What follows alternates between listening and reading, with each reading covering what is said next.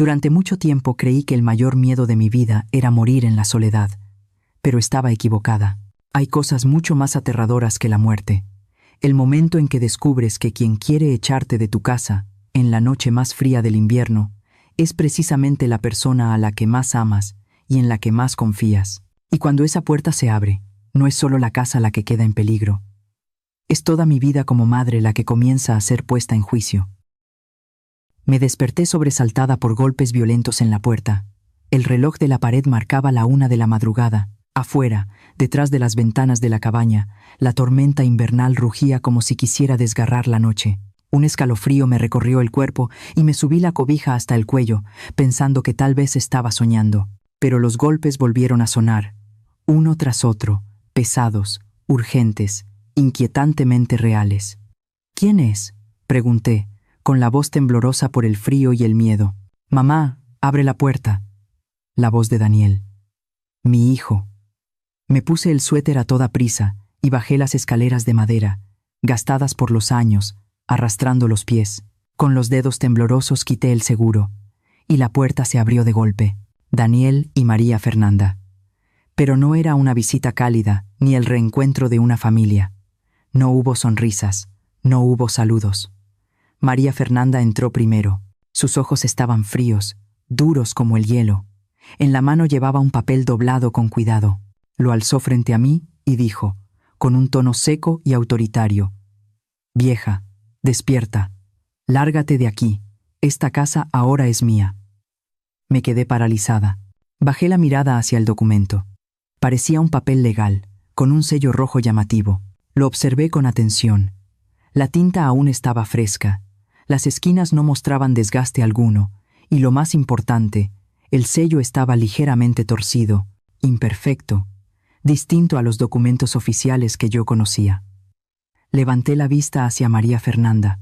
Sus ojos vacilaron. Fue solo un instante, pero lo vi con claridad, la señal inequívoca de alguien que esconde algo. «Hija», intenté mantener la calma, aunque la voz me temblaba. «¿Qué está pasando?». «No hay nada más que hablar», respondió ella, girándose hacia Daniel con frialdad. «Díselo tú a tu madre». Miré a mi hijo. Daniel estaba detrás de su esposa, con la cabeza baja, los hombros encogidos, como los de un niño que ha hecho algo mal. No se atrevía a mirarme a los ojos. «Daniel», lo llamé, casi en un susurro. «Mírame, hijo». No lo hizo. En su lugar, María Fernanda dio un paso al frente, con la voz helada. «Tiene 1 hora para recoger sus cosas. Después de eso debe irse. 1 hora, una sola hora para abandonar la casa en la que había vivido durante 30 años. La casa donde crié a Daniel, donde enseñé a los niños del pueblo lecciones sobre la vida, la naturaleza y la dignidad». Sentí que el corazón se me cerraba, no por perder la casa, sino por la crueldad de esas palabras, por el silencio cómplice del hijo que llevé en mi vientre, al que cuidé noches enteras cuando enfermaba, por quien trabajé sin descanso para darle un futuro. Miré a María Fernanda otra vez. No, ella no era mi nuera, era una depredadora. Y Daniel, mi hijo, se había convertido en su presa. No. Una voz dentro de mí se alzó, más clara y firme de lo que jamás imaginé. Me enderecé y miré de frente los ojos fríos de María Fernanda. «Si esto es la ley», dije, con una calma que incluso a mí me sorprendió, «entonces regrese en horario hábil, acompañada de la policía. Nadie tiene derecho a echarme de mi casa a la 1 de la mañana, en medio de una tormenta invernal». El rostro de María Fernanda se puso rojo de furia. Avanzó hacia mí y me apuntó con el dedo, casi tocándome la cara. «¿Usted quién se cree? Usted no es más que…». La dueña de esta casa, la interrumpí, sin alzar la voz. «Al menos hasta que exista una resolución oficial de un juez». María Fernanda apretó los dientes y se volvió hacia Daniel. «¿Escuchaste lo que dice tu madre? Nos está faltando al respeto». Daniel seguía con la cabeza baja, los hombros temblándole. Lo vi abrir la boca, pero no salió ni una sola palabra. María Fernanda habló entre dientes. «Está bien. ¿Quiere jugar a esto? Mañana regresaré. Y entonces se irá de aquí, quiera o no». Se dio la vuelta y jaló a Daniel con ella. La puerta se cerró de un golpe seco, dejándome sola en la habitación helada, mientras el viento afuera silbaba como una advertencia. Esa noche ya no pude dormir. Sentada junto a la chimenea, observé las llamas bailar mientras los pensamientos se arremolinaban en mi cabeza. Ese documento era falso. Estaba segura. Pero, ¿cómo demostrarlo? ¿Cómo hacer que Daniel viera la verdad? Cuando los primeros rayos del amanecer se filtraron por la ventana, me levanté. Las piernas me dolían después de una noche interminable, pero mi mente estaba más clara que nunca. Necesitaba entender qué había pasado. Necesitaba reconstruir las piezas que faltaban. Caminé lentamente por la casa. Cada rincón guardaba un recuerdo. La foto de Daniel a los 7 años, sosteniendo la primera mariposa que atrapó, con una sonrisa tan brillante como el sol. La mesa de madera donde enseñé cientos de lecciones sobre la vida a los niños del pueblo. El sillón donde mi esposo se sentaba a leer el periódico cada noche, antes de que su luz se apagara para siempre, hace 5 años. Y entonces me detuve frente al viejo archivero. Abrí el cajón. Los papeles estaban desordenados. El acta de nacimiento de Daniel, mis títulos, fotografías familiares. Pero algo faltaba. Los documentos de la propiedad. Revolví todo. Mi corazón empezó a latir con fuerza. No estaban. Habían desaparecido. Entonces lo recordé. Hace 3 meses, María Fernanda vino de visita con un montón de papeles. «Mamá, es tu seguro médico», me dijo con una voz dulce. «Yo me encargo de todo, solo firma aquí».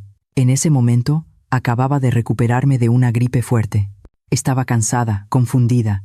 Firmé, confié por completo. Después hubo más ocasiones. Cuando pregunté por esos papeles, María Fernanda dijo que yo estaba confundida. Se rió. Me dio unas palmaditas en el hombro. «Ya estás grande. Se te olvidan las cosas. No te preocupes. Yo los guardo por ti». Daniel estaba a su lado, asintiendo. Yo confié.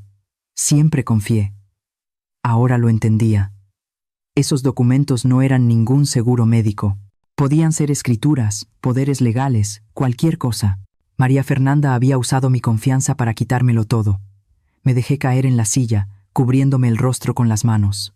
¿Cómo pude ser tan ingenua? ¿Cómo permití que todo llegara tan lejos? Las preguntas pesaban sobre mis hombros como piedras. Pero entonces surgió otra, más afilada, más dolorosa. ¿Por qué Daniel permitió que esto ocurriera? Mi hijo no era una mala persona. Yo lo sabía. Lo había criado. Le había enseñado la bondad, la honestidad. Y aún así, ahora estaba del lado de alguien que intentaba arrebatarme todo. Miré por la ventana. La nieve había cesado, dejando el patio cubierto por una capa blanca y silenciosa. Todo parecía en calma. Pero dentro de mí, una tormenta comenzaba a formarse. Me levanté y fui hacia el viejo escritorio. Saqué unas hojas en blanco y empecé a escribir. Anoté todo lo que recordaba. Las fechas en que María Fernanda vino, los documentos que trajo, sus palabras, sus gestos. Necesitaba pruebas. Necesitaba reconstruir la verdad. Y entonces comprendí algo aún más doloroso. Estaba sola, sin esposo en quien apoyarme, sin un hijo en quien confiar, sin nadie. Pero no podía rendirme. No ahora, no mientras siguiera respirando. Miré las líneas escritas. Temblaban, porque mis manos temblaban. Pero estaban ahí. Eran la prueba de mi lucidez, de mi resistencia. Afuera, el sol ya estaba alto. Un nuevo día había comenzado, y yo sabía que María Fernanda volvería muy pronto. María Fernanda no esperó hasta el día siguiente. Ese mismo mediodía, mientras preparaba una tetera, miré por la ventana y vi a doña Susana, mi vecina de toda la vida, pasar frente a la cabaña. Levanté la mano para saludarla, pero ella apenas me miró de reojo y siguió caminando, con el rostro inexpresivo, casi frío. Me quedé inmóvil. Durante 20 años fuimos vecinas. Nos saludábamos cada mañana sin falta. Pero ese día, doña Susana me miró como si yo fuera una desconocida. Por la tarde decidí ir a la tienda del pueblo. Necesitaba comprar algo de comida y unas velas, por si se iba la luz. Pero en cuanto crucé la puerta, sentí cómo todas las miradas se clavaban en mí. Los murmullos comenzaron de inmediato, lo suficientemente bajos para no entenderlos del todo, pero lo bastante claros para sentir el desprecio. Dicen que ya no está en sus cabales. Pobrecita la nuera, tener que cuidar a una anciana así. Según cuentan, hasta se puso violenta. Los echó de la casa en plena madrugada. Me quedé paralizada en medio del pasillo. La canasta de compras se me resbaló de las manos y cayó al suelo. Las palabras entraban en mis oídos como agujas finas, clavándose una a una en el corazón. La dueña de la tienda, la misma que antes me invitaba a tomar té cada semana, se acercó con una voz amable, pero distante. «Doña Elena, ¿quiere que llame a alguien para que venga por usted? He oído que no es bueno que salga sola». «Estoy bien», respondí, esforzándome por mantener la calma. «Solo vine por unas cosas». Pero su mirada, una mezcla de lástima y desconfianza, decía más que sus palabras. María Fernanda había actuado rápido. Había sembrado en el pueblo la imagen de una anciana confundida, fuera de control.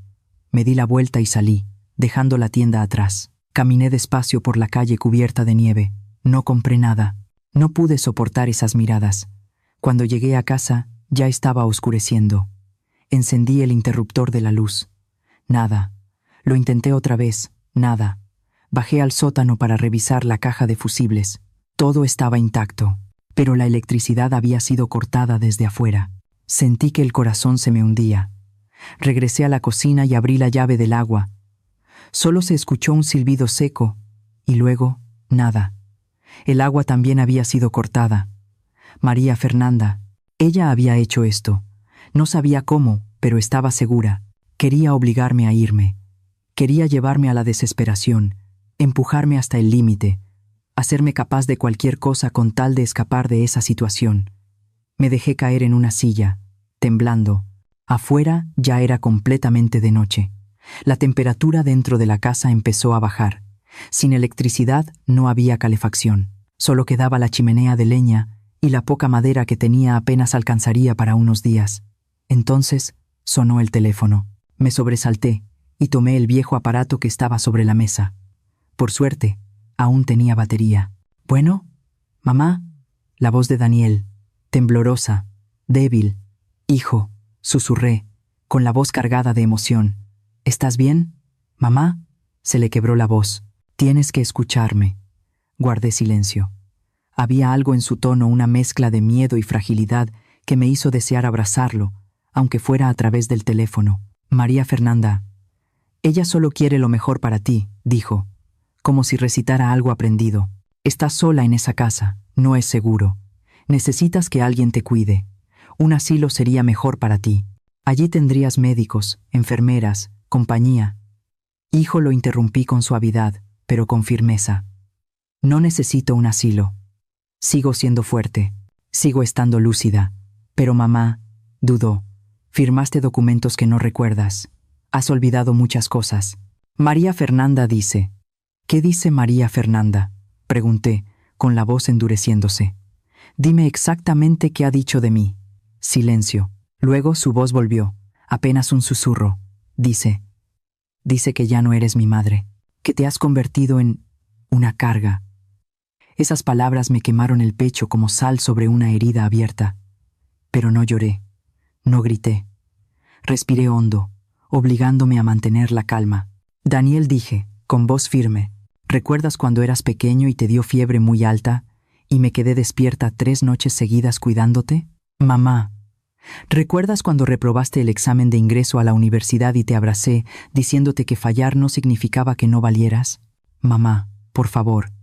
¿Recuerdas el día que te casaste con María Fernanda y yo deseé de corazón que fueran felices, que tu esposa te amara como yo siempre te he amado?» Su voz empezó a temblar. «Mamá, ya no digas más. No estoy enojada contigo», dije, con dulzura. «Solo quiero que sepas que pase lo que pase, sigues siendo mi hijo, y que siempre te voy a amar». Escuché su respiración agitada al otro lado de la línea. «Pero también necesitas saber esto», continué, ahora con mayor firmeza. «María Fernanda está abusando de tu confianza. No quiere lo mejor para mí. Solo quiere quedarse con esta casa. Y tú estás permitiendo que te maneje como si fueras una marioneta». «No, no es así», respondió, pero sin convicción. «Piénsalo bien, Daniel. Mira todo lo que ha pasado. Y pregúntate, ¿es esta la mujer con la que quieres compartir el resto de tu vida?» El silencio se prolongó. Entonces otra voz irrumpió en la llamada, fría, autoritaria. «Ya basta». María Fernanda había tomado el teléfono, Vieja terca, escupió. ¿Quiere complicar las cosas? Perfecto. Mañana mandaré gente. La sacarán de ahí, le guste o no. No era, respondí, con una calma que incluso a mí me sorprendió. Haz lo que quieras. Pero debes saber algo. Prefiero soportar el frío en esta casa, pasar hambre y oscuridad, antes que permitir que alguien como tú me robe lo que construí con tanto esfuerzo. María Fernanda soltó una risa burlona. ¿Quién se cree que es? ¿Una heroína? No es más que una vieja sola, sin nadie que la defienda. Mañana verá quién tiene el poder. La llamada se cortó. Dejé que el teléfono cayera sobre mi regazo y miré las llamas de la chimenea, que poco a poco se apagaban. La oscuridad llenó la habitación. El frío empezó a colarse por cada rincón, pero dentro de mí, otra llama se encendía, la llama de la dignidad, del amor propio, de una mujer que ha vivido lo suficiente para saber que hay cosas más importantes que la comodidad. No me rendiría, no ahora, nunca. Esa noche no pude dormir. No fue por el frío, aunque se colaba por cada rendija de la casa. Tampoco por el hambre, aunque mi estómago llevaba horas vacío. Fue por los pensamientos, que giraban en mi cabeza como un remolino sin descanso. María Fernanda regresaría al día siguiente. ¿Con quién vendría? ¿Con un abogado? ¿Con la policía? ¿O simplemente con rumores lo suficientemente crueles como para convertirme en una apestada dentro del pueblo? Miré las llamas de la chimenea, cada vez más débiles. Solo quedaban unos cuantos troncos. Necesitaba encontrar más, si quería sobrevivir a esa noche. Me puse un suéter grueso, tomé la linterna y bajé al sótano. El aire era frío y húmedo. El olor a madera podrida se mezclaba con el de la tierra. Revisé entre los objetos viejos, buscando cualquier cosa que pudiera quemarse, y entonces lo encontré. Una caja de madera antigua, cubierta de polvo. La abrí. Dentro había cuadernos y hojas amarillentas por el tiempo, mis diarios de observación biológica, notas que había escrito cuando Daniel era pequeño, para enseñarle sobre el mundo natural. Pasé las páginas una por una. Mi letra de hacía 20 años seguía siendo clara. Hoy Daniel y yo observamos un hormiguero en el jardín. Daniel preguntó: «Mamá, ¿por qué las hormigas obreras trabajan tanto mientras la reina solo se queda quieta?» Le expliqué: «Hijo, cada hormiga tiene su función. La reina da vida. Las obreras construyen el hogar. Nadie es más importante que otro. Todas son necesarias para que la colonia sobreviva». Sonreí con suavidad al recordar el rostro curioso de Daniel en aquel entonces.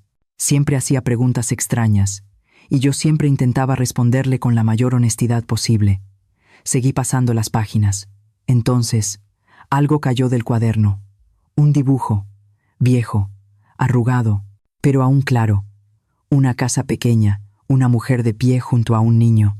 Arriba, con la letra torpe de un niño de segundo de primaria, se leía: «La casa de mamá y mía, nadie puede molestar a mamá».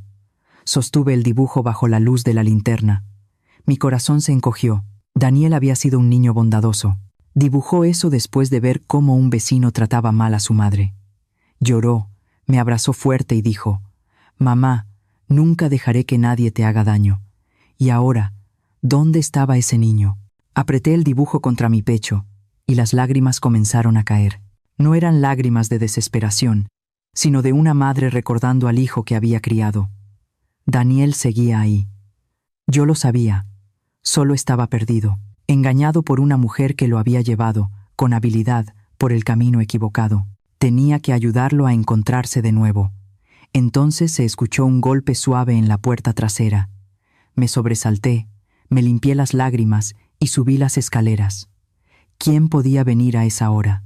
Ya casi eran las 10 de la noche. Abrí la puerta apenas un poco. La luz de la luna iluminó un rostro pequeño, con ojos grandes y llenos de preocupación. Emilia, la niña vecina de 12 años. Doña Elena susurró, temblando de frío. Le traje sopa. En sus manos llevaba un termo. Abrí la puerta un poco más y me agaché para quedar a su altura. «Emilia, ¿qué haces aquí a esta hora? ¿Tus papás lo saben?» Negó con la cabeza. «No, pero escuché lo que dicen de usted. Dicen que está confundida, pero yo no lo creo». «¿Y por qué no lo crees?», pregunté con suavidad. Sus ojos se iluminaron. Porque usted me enseñó sobre la hormiga reina. Me dijo que en la naturaleza nadie es más que otro, que todos tienen un papel, y me enseñó que siempre hay que estar del lado de la verdad, aunque sea difícil. Sentí el corazón calentarse dentro de mí. Las lecciones que había dado a los niños del pueblo, pensé que se habían perdido, pero no, seguían vivas, guardadas en sus corazones. Yo le creo, continuó Emilia, con firmeza, y quiero ayudarla. La abracé. Las lágrimas volvieron a brotar, pero esta vez eran lágrimas de esperanza. Gracias, hija, susurré. Muchas gracias. Ella añadió, tiene que ser fuerte. Voy a hablar con mis papás, y le diré a la gente que usted no está confundida. Luego se dio la vuelta y corrió, perdiéndose en la oscuridad. Yo me quedé ahí, sosteniendo el termo caliente, con el corazón lleno de emociones. Entré a la casa, abrí el termo. El aroma de la sopa llenó el aire, cálido y reconfortante. Serví un poco y bebí despacio. El calor me recorrió el cuerpo, por dentro y por fuera. Entonces volví a mirar el dibujo de Daniel. Nadie puede molestar a mamá. Lo puse sobre la mesa y lo observé largo rato. Trazos infantiles, simples, pero llenos de amor y de una promesa sincera. Daniel había prometido protegerme, y yo me encargaría de recordarle esa promesa. Me levanté y caminé hacia la ventana. Afuera, la nieve había disminuido. El cielo estaba lleno de estrellas, y dentro de mí, una pequeña llama volvía a encenderse. No podía caer, no por la casa, no por el orgullo, sino por la dignidad de una madre, por el amor que sentía por mi hijo, por la verdad que debía salir a la luz. María Fernanda quería una guerra, la tendría, pero esta vez no pelearía sola. Tenía a Emilia, tenía a otros niños a quienes había enseñado, tenía las semillas de la bondad, la verdad y la justicia que había sembrado en ellos, y sobre todo, tenía el dibujo de Daniel, prueba del amor puro que alguna vez me tuvo. Recuperaría a mi hijo, recuperaría esta casa, y demostraría que la verdad siempre triunfa, aunque tarde. Agregué más leña a la chimenea. El fuego volvió a arder, llenando la habitación de luz y calor, ahuyentando la oscuridad. Y dentro de mí, la esperanza también volvió a encenderse. Me desperté a las 5 de la mañana, cuando el cielo todavía estaba completamente oscuro. No había tiempo para dudar. María Fernanda regresaría esa misma mañana, y yo tenía que actuar antes de que lograra ejecutar su plan. Me puse el abrigo más grueso, me cubrí la cabeza con un gorro de lana y me envolví la bufanda alrededor del cuello. En la bolsa llevaba el termo con la sopa de la noche anterior, el dibujo de Daniel, y algunos documentos importantes que había encontrado en el archivero. No salí por la puerta principal. María Fernanda podía estar vigilando. En su lugar, salí por la puerta trasera y crucé el pequeño bosque detrás de la cabaña. El sendero que conocía desde hacía años descendía hasta el pueblo de San Miguel, donde se encontraba el despacho de la abogada Rocío Benítez. Rocío Benítez era una abogada joven, apenas de 35 años, pero tenía fama de ser justa y de no temer enfrentarse a casos difíciles. Tiempo atrás, había ayudado a una vecina mía a recuperar una herencia que le habían arrebatado. Cuando entré a su oficina, a las 7 de la mañana, Rocío estaba sentada tomando café y revisando expedientes. Alzó la vista y abrió los ojos con sorpresa al verme. «¿Doña Elena? ¿Cómo llegó hasta aquí con este clima?» Caminando respondí con sencillez, manteniendo la calma. «Necesito ayuda. Es urgente». Rocío se levantó de inmediato, me acercó una silla y me sirvió una taza de café caliente. Le agradecí y comencé a contarle todo lo ocurrido. La aparición de María Fernanda a la 1 de la madrugada, el documento falso, el corte de la luz y el agua, los rumores que ya circulaban por el pueblo. Ella escuchó en silencio, con el rostro serio. Cuando terminé, asintió. ¿Trajo algún documento relacionado con la casa? Saqué de mi bolsa un sobre viejo. Dentro había copias del título de propiedad, algunos papeles que había firmado con María Fernanda, y lo más importante, un documento que casi había olvidado por completo. Rocío lo abrió y recorrió las líneas con la mirada. Luego levantó la cabeza, sus ojos se iluminaron. «Doña Elena, ¿sabe lo que es esto?» Dudé. «Es algo que mi esposo dejó antes de morir. Me dijo que era para proteger la casa, pero nunca lo entendí del todo». Rocío sonrió, una sonrisa llena de esperanza. Esto es un living trust, un fideicomiso en vida. Significa que la casa no está a su nombre de forma personal, sino dentro del fideicomiso. Y según este documento, usted es la única beneficiaria. Nadie puede vender ni transferir la propiedad sin su consentimiento. Me quedé en silencio, intentando asimilarlo. Mi esposo lo había previsto desde hacía años. Sabía que algún día yo podría necesitar protección, pero, pregunté con la voz temblorosa, María Fernanda se llevó mis papeles. ¿Puede haber falsificado mi firma? Rocío asintió. Es posible, pero si falsificó documentos, puedo demostrarlo. Y lo más importante, con este Living Trust, cualquier intento de transferencia fuera del fideicomiso es legalmente inválido. Encendió su computadora y tecleó con rapidez. Unos minutos después, giró la pantalla hacia mí. Acabo de revisar los registros públicos. María Fernanda intentó registrar la casa a nombre de Harlan Family LLC, una empresa que seguramente ella misma creó, pero cometió un error grave. No sabía de la existencia del fideicomiso. Sentí que una ola de esperanza me recorría el pecho. Vamos a iniciar una acción de aclaración de propiedad, continuó. Es un proceso legal para determinar quién es el dueño legítimo de un inmueble cuando hay disputa. Con este fideicomiso, estoy segura de que el juez fallará a su favor. Pero, dudé. ¿Cuánto tiempo tomará? Ella dijo que volvería hoy. Rocío reflexionó un momento. El proceso puede tardar semanas o incluso meses. Pero puedo solicitar una orden judicial temporal para impedir que María Fernanda intente sacarla de la casa mientras se resuelve el caso. Eso le dará tiempo. Suspiré aliviada. Luego surgió otra preocupación. Daniel, mi hijo, ¿cómo lo afectará todo esto? Rocío me miró con empatía. Doña Elena, entiendo cuánto ama a su hijo, pero ahora necesita protegerse primero. Si pierde la casa, lo pierde todo, y entonces no tendrá nada que ofrecerle a Daniel en el futuro. Asentí, tragando saliva. Tenía razón. Debía ser fuerte, no solo por la casa, sino por mi propio futuro, y también por el de Daniel. Está bien, dije con decisión. Hagámoslo. Rocío sonrió y se puso de pie. Perfecto. Prepararé los documentos de inmediato. Mientras tanto, regrese a casa y no se deje intimidar. Si María Fernanda aparece, solo dígale que ya tiene abogada y que todo se resolverá por la vía legal. Me levanté sintiendo cómo la fuerza regresaba a mi cuerpo. El miedo había desaparecido, reemplazado por una claridad fría y firme. Ya no era la presa, ahora era yo quien estaba cazando. Cuando salí de la oficina, el sol ya estaba alto. La luz se reflejaba sobre la nieve, creando destellos brillantes. Respiré hondo, llenando mis pulmones con el aire limpio de la mañana. Caminé de regreso a la cabaña, y cada paso se sentía más firme que el anterior. Ya no estaba sola. Tenía a Rocío, tenía a Emilia, tenía a los niños a quienes había enseñado, y sobre todo, tenía la ley de mi lado. Cuando vi el techo de la cabaña aparecer a lo lejos, sonreí. Esa casa era mía, y nadie, absolutamente nadie, podría quitármela. Llegué a casa a las 10 de la mañana. Durante el camino de regreso, ya había trazado un plan con cuidado. Rocío me lo había dicho con claridad. Necesito tiempo para preparar el caso. Haz que María Fernanda crea que te has rendido. Mientras más tiempo ganemos, mejor.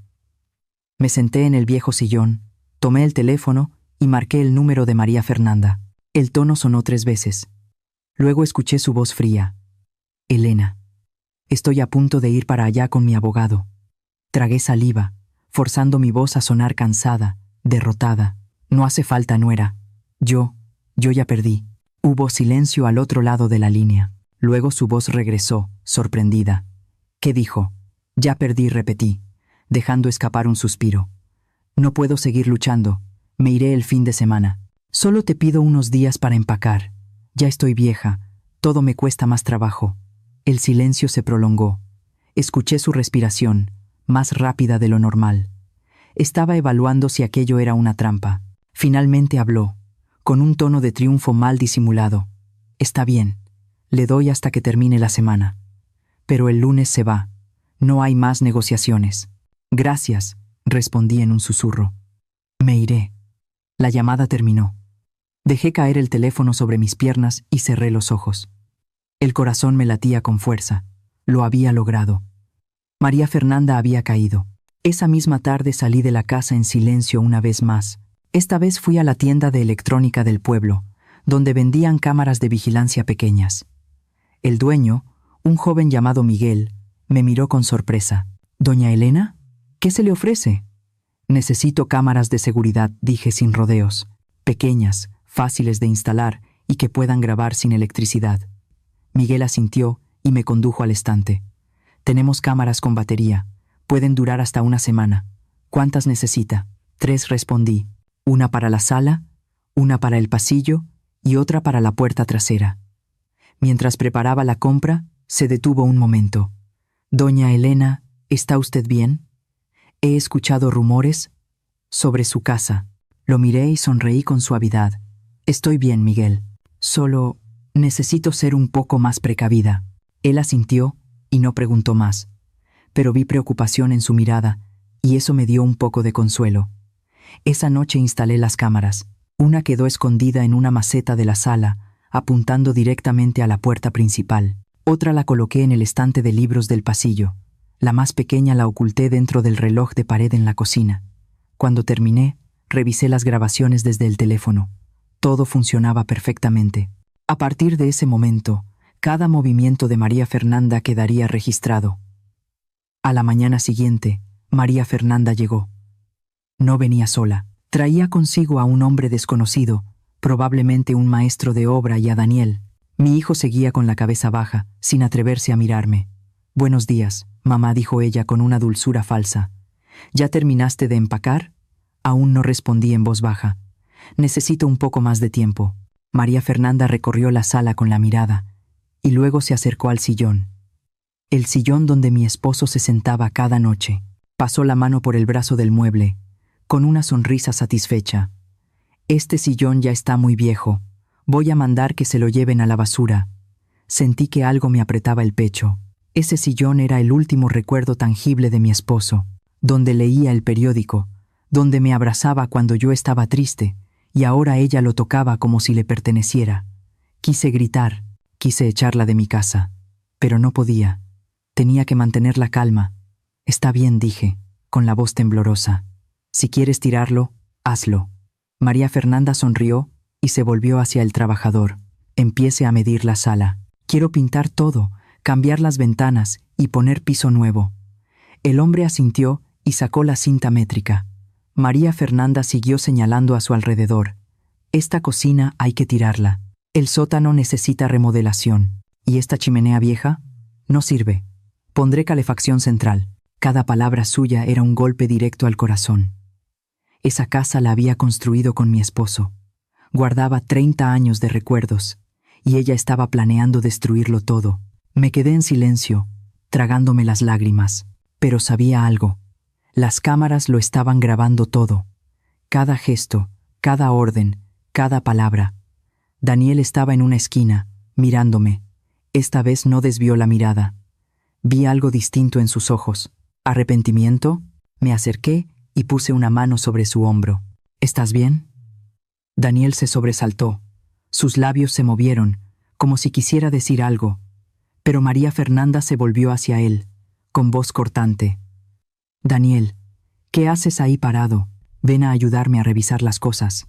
Él se alejó de mí y siguió a su esposa, pero vi cómo le temblaban los hombros, como si estuviera conteniendo algo.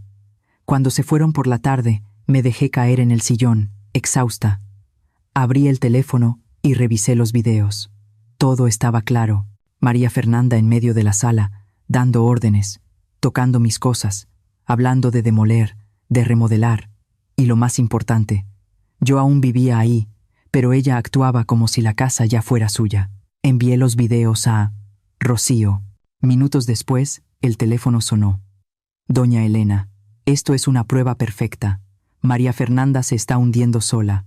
Respiré aliviada, pero el dolor seguía ahí, profundo, en el pecho. Miré por la ventana, viendo el sol esconderse detrás de las montañas.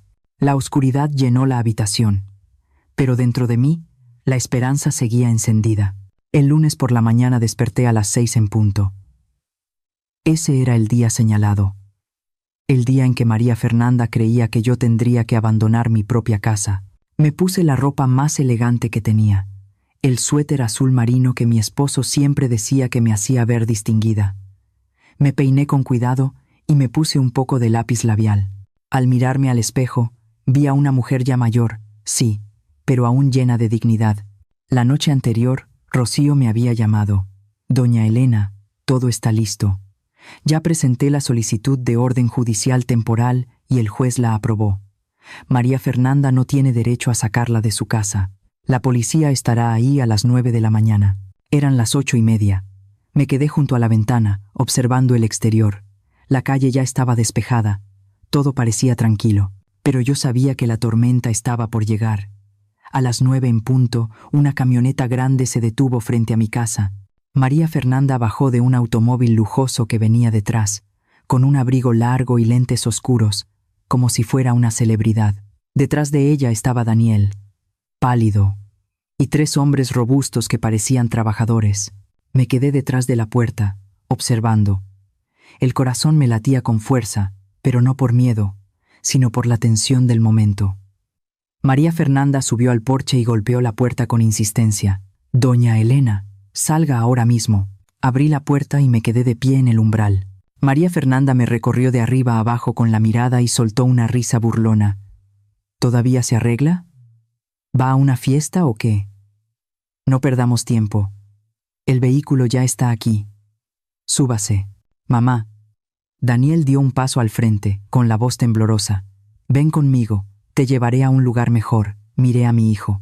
En sus ojos vi dolor. No quería hacer esto, pero estaba tan dominado por María Fernanda que ya no podía levantarse por sí mismo. «Hijo», le dije con dulzura, «no voy a ir a ningún lado». María Fernanda soltó una carcajada. «¿Y qué piensa hacer? ¿Resistirse? ¿O va a llamar a alguien para que la salve?» En ese instante, se escuchó el sonido de una sirena. María Fernanda se sobresaltó y se dio la vuelta. 2 patrullas se detuvieron frente a la casa. De una de ellas bajó Rocío Benítez, con un portafolio lleno de documentos. «¿Qué es esto?», preguntó María Fernanda, con el tono endurecido. «¿Quién llamó a la policía?». Rocío subió al porche y se colocó a mi lado. «Soy la abogada de la señora Elena García. Estoy aquí para informar que usted, María Fernanda López, no tiene ningún derecho a expulsarla de esta propiedad. El tribunal ha emitido una orden temporal para proteger la posesión legal de mi clienta». El rostro de María Fernanda se volvió pálido. Me arrebató los papeles de las manos a Rocío y los revisó con rapidez. Luego me miró, con los ojos llenos de rabia. Usted me engañó».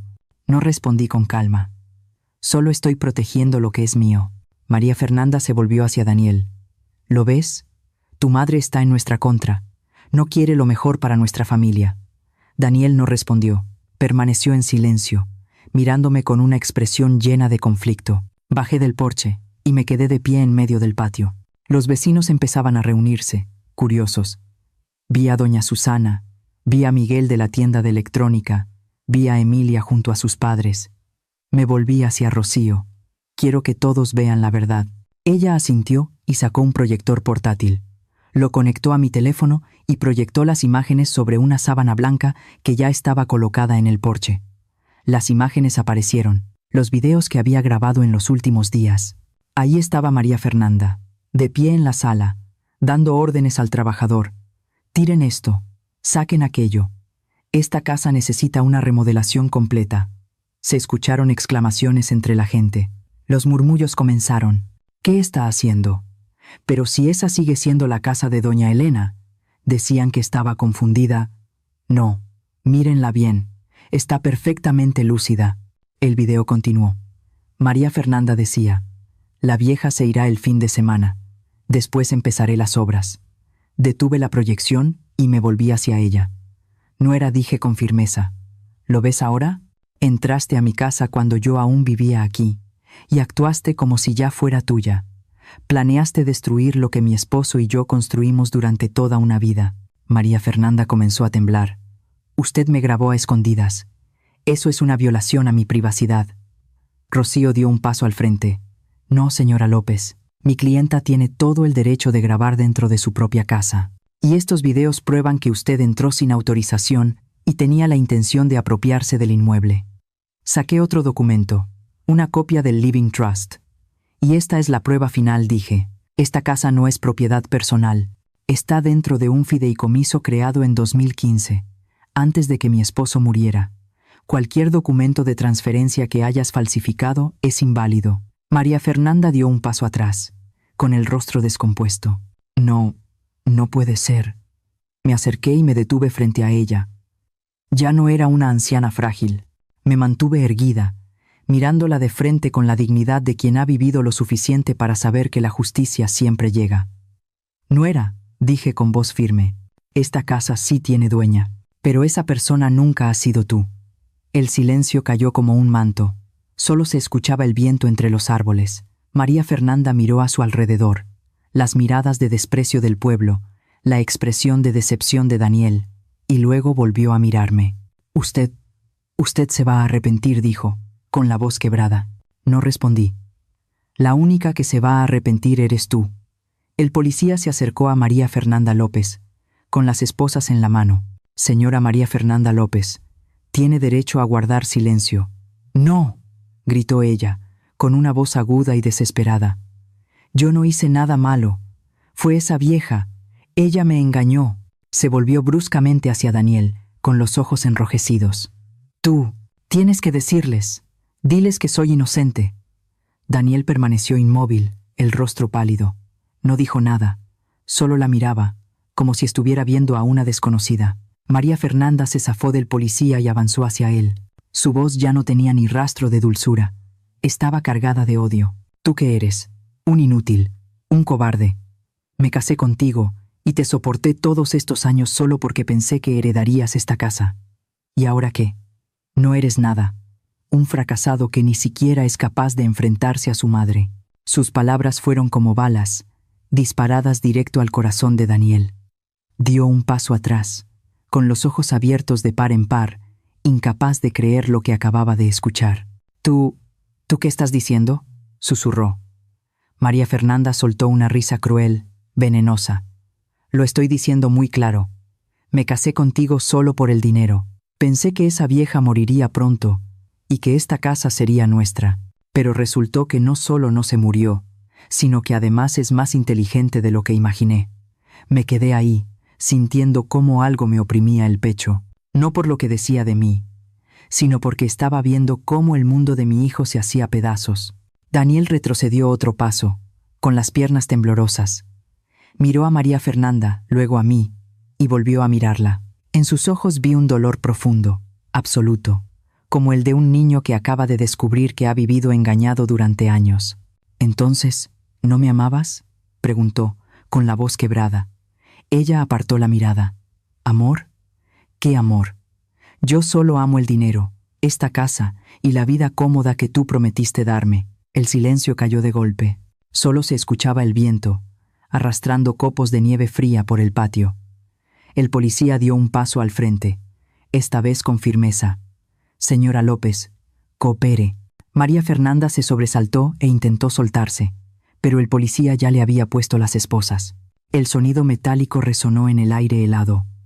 «Los voy a demandar, a todos», gritó ella, desesperada. «No voy a permitir que esa vieja gane». Nadie respondió. La policía se la llevó, dejándonos envueltos en un silencio pesado. Daniel quedó de pie en medio del patio, completamente solo. Los vecinos comenzaron a retirarse poco a poco, murmurando entre ellos. Pero él no se movía. Parecía una estatua. Me acerqué y puse la mano sobre su hombro. Daniel se giró hacia mí, y entonces todo lo que había contenido durante días, quizá durante años, se derrumbó de golpe. Cayó de rodillas sobre la nieve, abrazó mis piernas y rompió en llanto. No era un llanto suave, era el llanto de un hombre que lo había perdido todo. El llanto de un hijo que por fin entendía cuán equivocado había estado. «Mamá», sollozó. «Perdóname, perdóname, mamá». Me arrodillé junto a él y lo abracé con fuerza. Mis lágrimas también cayeron, pero no eran lágrimas de alegría. Eran las lágrimas de una madre viendo a su hijo hecho pedazos. «Hijo», susurré, con la voz temblorosa. «Yo nunca quise que esto pasara. Confié en María Fernanda», dijo entre sollozos. «Pensé que me amaba. Pensé. Pensé que estaba haciendo lo correcto al ponerme del lado de mi esposa, pero me equivoqué. Te traicioné, te hice pasar por lo peor. Le acaricié el cabello, intentando calmarlo. No lo sabías. Ella abusó de tu confianza. Pero debí saberlo, gritó, lleno de culpa. Debí verlo. Tú eres quien me dio la vida, quien me crió, quien me amó sin condiciones. Y aún así preferí creerle a una extraña antes que a mi propia madre. Lo abracé con más fuerza. Hijo, no te castigues más. El amor a veces nos ciega. Yo lo entiendo. Pero casi lo pierdes todo, dijo, con lágrimas corriendo por su rostro. Casi te quedas sin casa, casi te obligan a vivir en el frío, soportando el desprecio de todos. Y todo por mi culpa. Le limpié las lágrimas con la mano. Pero sigo aquí, ¿no? Sigo de pie. Y ahora, tú también has vuelto. Me miró, con los ojos enrojecidos. Mamá, ¿todavía me amas? Esa pregunta me atravesó el corazón. ¿Cómo podía pensar que yo no lo amaba? Hijo, respondí, con la voz llena de emoción. Yo siempre te voy a amar. Pase lo que pase, hagas lo que hagas, yo seguiré siendo tu madre. Y el amor de una madre no cambia nunca. Daniel me abrazó con fuerza, y lloró como un niño. Y yo lo dejé llorar, que sacara todo lo que llevaba dentro. Cuando el llanto se fue apagando, se puso de pie lentamente. Miró la casa, luego me miró a mí. Mamá, ¿puedo quedarme aquí contigo un tiempo? Sonreí, aunque el dolor seguía vivo en mi pecho. Esta siempre será tu casa, Daniel. Siempre tendrás un lugar aquí. Entramos juntos, dejando huellas sobre la nieve. Huellas de una batalla que había terminado. De una familia que se había roto, pero que empezaba a sanar. Miré por la ventana cómo la patrulla se alejaba entre la neblina blanca. María Fernanda se había ido, y con ella se llevaban las mentiras, los planes y el miedo. Pero esta victoria no era dulce. Tenía un sabor amargo, porque sabía que Daniel necesitaría mucho tiempo para sanar las heridas de su corazón, y yo como madre estaría a su lado, paso a paso, ayudándolo a encontrarse de nuevo. Pasaron 3 días en silencio.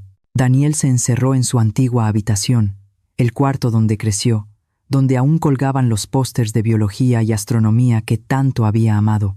No salía, no hablaba, solo permanecía acostado, mirando al techo. Yo me quedaba del otro lado de la puerta, escuchando. No había llanto, no había ruido alguno, solo un silencio pesado, como una piedra presionando el corazón. Entendía ese estado, ese momento en que tu visión del mundo se derrumba, cuando descubres que todo en lo que creías era una ilusión. No es un dolor agudo, sino una parálisis, como si el alma dejara de moverse. No toqué la puerta, no di sermones, no dije, te lo advertí. Le di a Daniel el espacio que necesitaba para procesar lo ocurrido. La tercera noche entré a la cocina. Recordé el termo que Emilia me había llevado aquella noche helada, la sopa caliente que llegó cuando yo estaba en mi peor momento, sola y desesperada. Esa sopa no solo me dio calor, me devolvió la esperanza. Decidí hacer lo mismo por Daniel. Saqué ingredientes sencillos: zanahorias, papas, cebolla, un poco de pollo. Corté todo en trozos pequeños, los puse en la olla, añadí agua y especias. Cociné despacio, dejando que los sabores se mezclaran con paciencia. Mientras esperaba, me senté junto a la chimenea, observando las llamas. Los recuerdos de la infancia de Daniel regresaron de golpe. Ese niño de cabello claro y ojos grandes, siempre lleno de preguntas extrañas sobre el mundo. Recordé el día en que aprendió a caminar. Tenía apenas 11 meses, pero una determinación enorme. Se sujetó del borde del sillón, soltó las manos poco a poco y dio un paso. Cayó. No lloró. Me miró, sonrió y volvió a intentarlo. Cada vez que caía, yo estaba ahí, no para levantarlo de inmediato, sino para que aprendiera a ponerse de pie por sí mismo.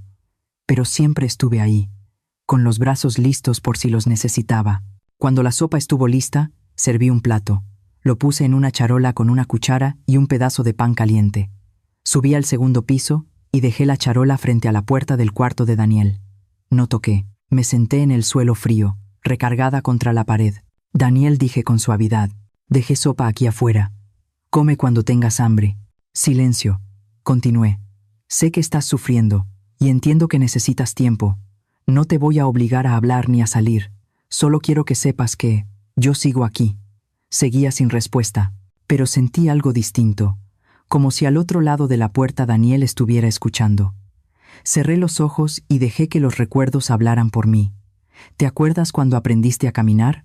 Tenías 11 meses. Te agarrabas del sillón, soltabas las manos, dabas un paso y te caías. Muchas veces sonreí, aunque las lágrimas empezaron a correr. Pero siempre te levantabas. Nunca te rendiste. Y yo siempre estuve ahí, lista para ayudarte si lo necesitabas. Abrí los ojos y miré la puerta. Ahora es igual, hijo. Te caíste, pero sé que te vas a levantar, y yo estaré aquí, esperándote. El silencio se prolongó. Luego escuché un pequeño sonido, pasos sobre el piso de madera.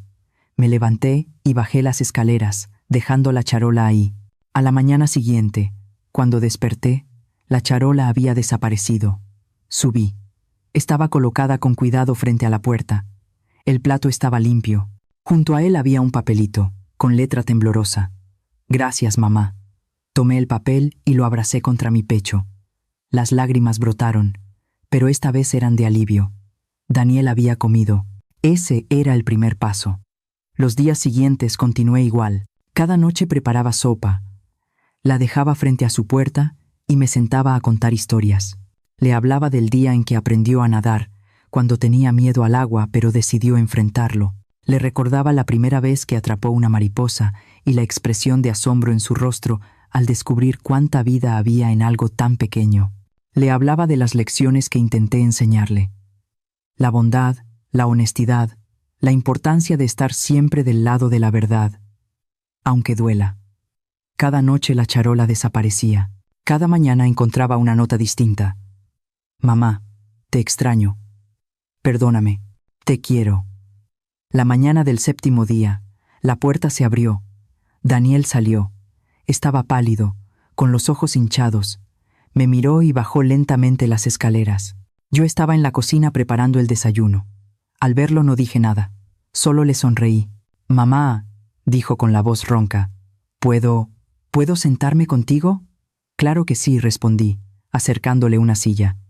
Se sentó y miró la mesa. Le puse un plato de sopa y una rebanada de pan tostado.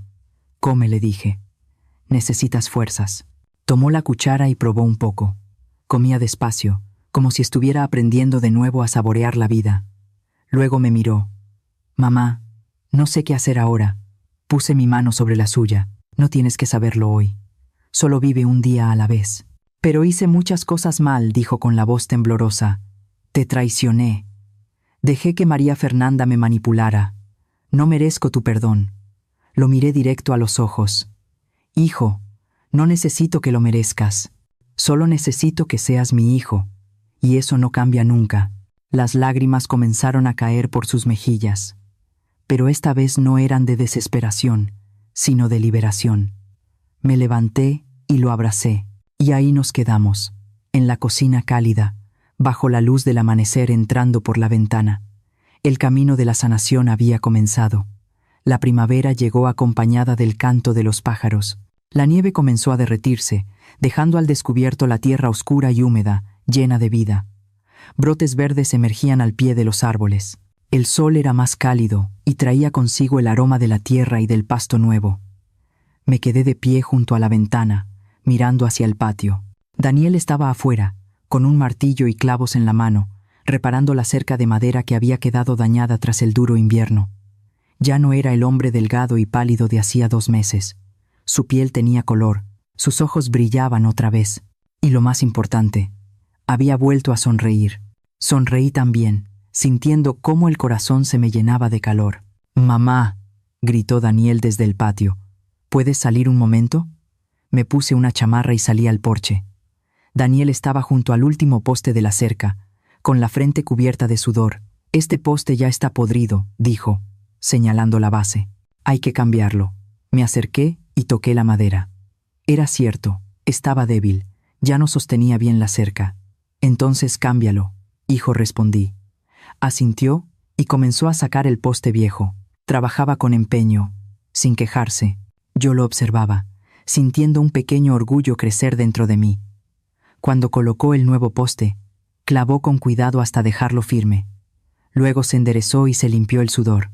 «Listo. Muy bien hecho», le dije. Me miró y sonrió. Una sonrisa sincera, sin culpa ni vergüenza. Por la tarde nos sentamos en la sala. Saqué un sobre grueso del cajón. «Daniel», lo llamé. «Hay algo de lo que quiero hablar contigo». Levantó la vista, preocupado. «¿Estás bien, mamá?» «Estoy bien», respondí, sentándome a su lado. «Pero he pensado mucho en el futuro, en esta casa y en ti». Le entregué el sobre. «Este es mi nuevo testamento». Se sobresaltó. «Mamá, no tienes que hacer esto. Yo no lo merezco». «Léelo», lo interrumpí con suavidad pero con firmeza. Abrió el sobre y comenzó a leer. Observé cómo su expresión cambiaba. Sorpresa, confusión y luego emoción. «Mamá», susurró, «¿aún así me dejas la casa?» «Sí», respondí, «pero con algunas condiciones». Bajó la mirada y leyó en voz alta. «Para recibir la herencia, Daniel deberá completar un curso de administración financiera personal y un curso de psicología enfocado en reconocer y protegerse de la manipulación». Levantó la vista. «¿Por qué haces esto?»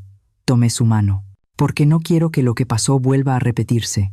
Te amo, Daniel, y quiero que tengas las herramientas para protegerte, no solo de personas como María Fernanda, sino de todas las trampas que la vida puede poner». Miró el documento y las lágrimas volvieron a brotar. «Mamá, ¿todavía confías en mí?» «Siempre he confiado en ti», le dije. «Solo quiero que aprendas a confiar en ti mismo y a reconocer cuando alguien intenta aprovecharse». Dejó los papeles a un lado y me abrazó con fuerza. «Gracias, mamá. Lo haré. Te prometo que cumpliré con todo». Lo abracé también, con el corazón lleno. Por la noche nos sentamos en el porche, viendo el sol ponerse detrás de las montañas. Preparé 2 tazas de té y le pasé una. Nos quedamos ahí, en silencio. Pero era un silencio tranquilo, sin peso ni tensión. Daniel dio un sorbo y luego dijo, mirando al horizonte: «Mamá, he pensado mucho en todo lo que pasó». «¿Y qué piensas ahora?», pregunté. «Pienso que he sido muy afortunado», dijo. «Afortunado por tener una madre como tú, alguien que no se rindió conmigo, aunque yo te hice tanto daño». Dejé la taza y lo miré. «Hijo, el amor de una madre no tiene condiciones. No es algo que se gana. Está ahí desde el día en que naces». Asintió y luego hizo algo que no esperaba. Tomó mi mano, no con la fragilidad de un niño que busca consuelo, sino con la firmeza de un hombre adulto. «Mamá», dijo con determinación, «a partir de ahora, yo te voy a cuidar. No dejaré que nadie vuelva a hacerte daño». Sonreí y apreté su mano. «No necesito que me protejas, hijo. Solo necesito que seas la mejor versión de ti mismo». Me miró y sonrió. «Entonces haré las 2 cosas». Reímos. Y esa risa se elevó en el aire primaveral, ligera y libre. Cuando cayó la noche, miré el patio. La cerca estaba reparada. El jardín empezaba a florecer. Y mi hijo había regresado. No solo en cuerpo, sino también en alma. Pensé en todo lo vivido. Las noches frías, las amenazas, las lágrimas. Y también en las lecciones aprendidas. El amor de una madre es la última fortaleza, pero la sabiduría, la capacidad de reconocer trampas, de protegerse, de mantenerse firme, es la verdadera llave para sostener esa fortaleza. Y ahora, esa llave ya estaba en manos de Daniel. No porque yo lo protegiera de todo, sino porque había aprendido a cuidarse a sí mismo. Ese era el verdadero legado que quería dejar. «Mamá», llamó desde la sala, «¿quieres ver una película? Encontré un documental de biología marina que te gustaba». Sonreí y entré a la casa. «Claro, déjame preparar más té». Nos sentamos juntos en el viejo sofá, viendo la película y tomando té. Sencillo, tranquilo, lleno de amor. Afuera, la primavera seguía avanzando, y dentro de esta pequeña casa, otra primavera acababa de comenzar, la de la sanación, la esperanza y un amor que no se desgasta con el tiempo. Miré a mi hijo y sentí una profunda gratitud. Habíamos sobrevivido a la tormenta, y ahora éramos más fuertes que nunca. La historia de Elena y Daniel nos recuerda que, a veces, El amor más fuerte no es el que retiene ni el que controla, sino el que sabe mantenerse firme con paciencia, decir la verdad y confiar en que lo bueno aún puede regresar. Basta con que una madre no suelte la mano, para que un hijo todavía tenga la oportunidad de encontrarse a sí mismo. Si esta historia tocó tu corazón, síguela y compártela para que estos caminos de amor familiar, conciencia y valentía, frente a la manipulación y la injusticia, lleguen a más personas. Porque en algún lugar, todavía hay muchos Danieles que están perdidos, y muchas Helenas que necesitan saber que su firmeza puede salvar a toda una familia.